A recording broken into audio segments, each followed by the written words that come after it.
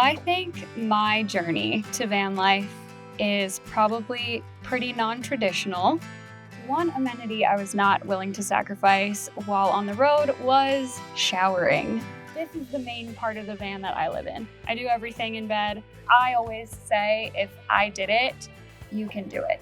Hi, I'm Kacie. Come check out my van.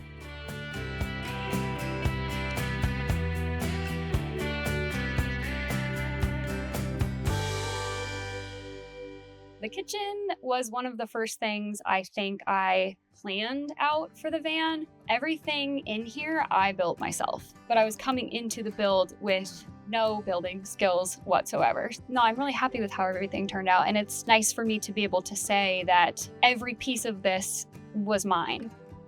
Personally, I love having a big sink. I know a lot of people go smaller than this size. This is, I think, 20 by 22, and then it's 10 inches deep. So it's huge. This is bigger than some sinks I've had in apartments before. And this Purewell water filter was actually a pretty late addition in the van, and I love having it. I filter all of my drinking water through it.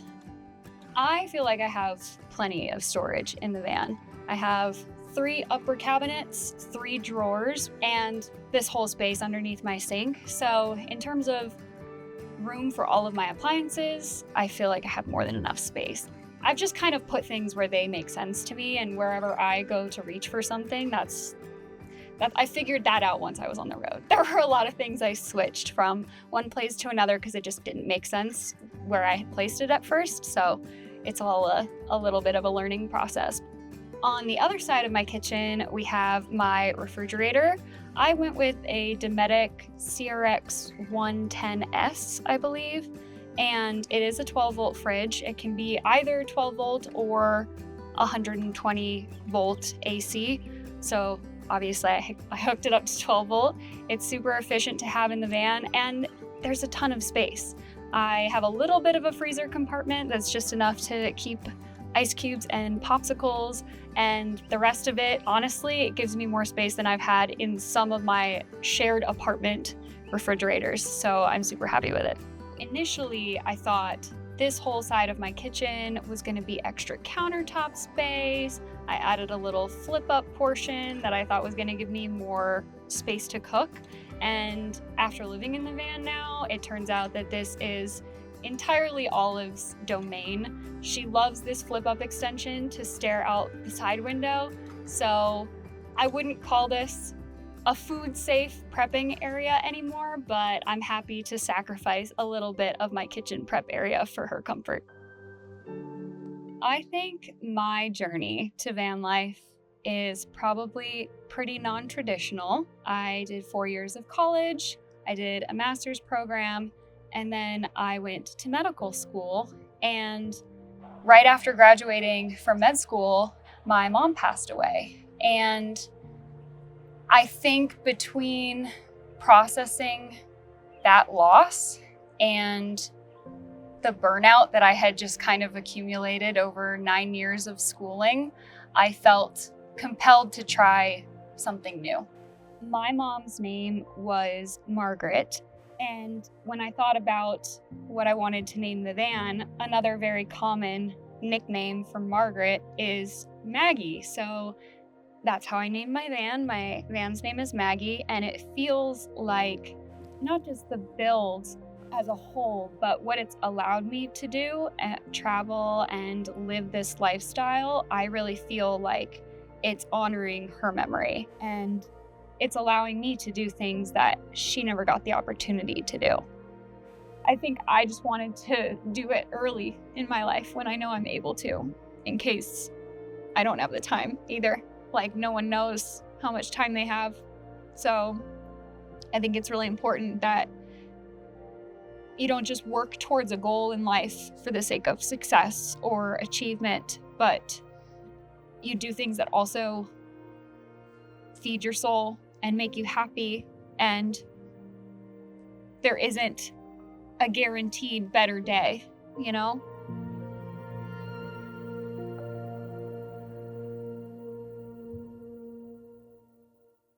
Welcome to my bedroom. First thing to note, underneath my bed is where I store my toilet. I actually built a dolly for the toilet so it can slide all the way out.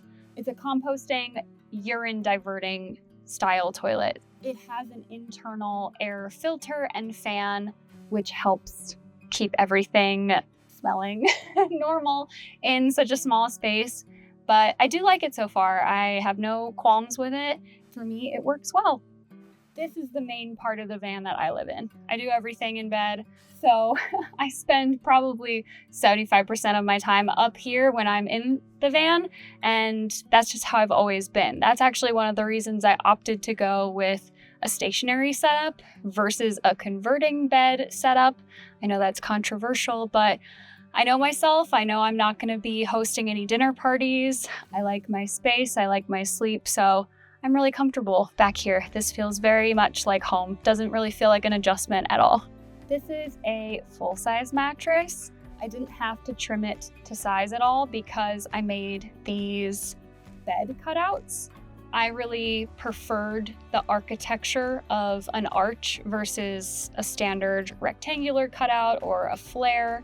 So this gives me exactly 75 inches from head to foot, and at 5'6", that's plenty of space for me. I always knew I wanted to have a skylight in the van, and that was for a couple of reasons. One, I like the idea of having as much natural light as possible, and especially through the roof, you get to see some pretty cool views of stars at night, but it also serves as my roof access. In terms of my choice of ventilation, I decided to go with a Fresair unit, actually. It is an evaporative air conditioning unit. It was a lot cheaper than Dometic that had a compressor. It does not work very well in humid climates. That's just the nature of evaporative cooling. But now that I'm in somewhere a lot drier, I'm super happy with it. It can cool the van down at least 25 degrees than what it is outside. It gives me a lot of peace of mind having a cat in the van that I went with this. I decided to build 2 shelves on either side of my bed for a little bit of storage, but honestly, I wanted it more in terms of design and aesthetics. I like having a space to display some of my more personal items. I wanted to keep them really low profile though, so I wouldn't bump my head in the middle of the night when I'm sitting up in bed. So I like it. I like having somewhere that just makes it feel more like home and allows me to kind of show things that I care about. So towards the front of the van, we have my closet. It's perfect. It's the closet of my dreams. It fits all of the clothes that I need. But it has a cool history because when I picked it up from the guy on Facebook Marketplace, he told me his dad actually used to make the lockers, and it was something that he had from his childhood, and it was just sitting in his garage. So I think we were both really happy that for the cost of $75 or $50, it was going to have a new life here in my van. I think I've always had a personality type that when I decide I want to do something, I'm going to do it. It doesn't matter how long it takes me to do it. If I set my mind to something, I will see it all the way through. So for me, it wasn't ever really in question if I would finish the build. It was just a matter of how long it would take me. Being incredibly stubborn, I was just adamant that I didn't want assistance. I didn't want help. I'm sure having a second set of hands would have made it go by a lot faster, but I'm happy with everything I've learned. I think that the skills I learned throughout the build, the knowledge I have of my own home now is invaluable. And honestly, I think doing everything yourself is only going to benefit you when you're on the road. So if something goes wrong, you know how to fix it because you built it. So for me, that was really important in terms of my independence and my self-reliance once I was actually living on the road. So one amenity I was not willing to sacrifice while on the road was showering. I didn't want to sacrifice the space, however, so I built this converting shower situation where during the day, this just serves as a bench, an additional seating area for me to sit, eat, work. But then at nighttime, I can actually take the cover off of the bench and put up a shower curtain and have a nice warm shower in the van. I do use it. I use it frequently. I really like it so far, to the extent that I haven't bought a Planet Fitness membership yet because I'm not convinced I'll ever use it. In terms of my water storage, I have 30 gallons of fresh water and then an additional 4 gallons in a water heater. So my capacity is pretty large for a rig this size, but I think the fact that I have 34 gallons total in my water storage, I feel comfortable showering regularly with the type of low flow fixtures that I use. Welcome to my garage. This is the benefit of having a stationary bed. I have tons of storage. So the way I've organized it, I actually have 4 totes. This enclosure is where everything plumbing related lives in my van. I did opt to put my water fill inside my garage area instead of on the outside of my van because, in my opinion, the fewer holes cut to the frame of the van, the better. I have a really beefy electrical system and it was a large portion of my build budget. I have 600 amp hours of Battle-Born lithium iron phosphate batteries. I have 400 watts of solar on the roof.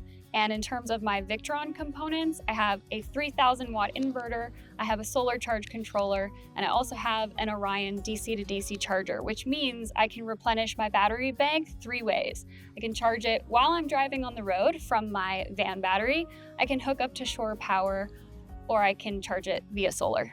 Now that I've spent a bit of time on the road, I've been able to test out this system, see what I think about my capacity, and honestly, if anything, it's overkill. I'm really happy with its performance. Even using all of my electrical appliances, I really never go below 80% charge on my battery bank. I would say to any women who are considering building out a van or a bus, doing some kind of build, and they're not sure if they can do it alone, and they don't have any build experience, I always say, if I did it, you can do it. I think one piece of advice would be everything you do for the first time is gonna feel scary. It's gonna feel unfamiliar. You're gonna feel uncomfortable, and pushing through it, getting it done is what's gonna change that. So I think every step of the way, you're gonna have these checkpoints where you just have to tell yourself, this fear just means I'm gonna learn something. This fear just means I'm growing from this experience, and shouldn't we be looking for as many of those opportunities as we can? Thanks for checking out my build. If you'd like to keep up with me and Olive on our travels and future projects, you can find us at Kacie's Van Life on Instagram, TikTok, YouTube.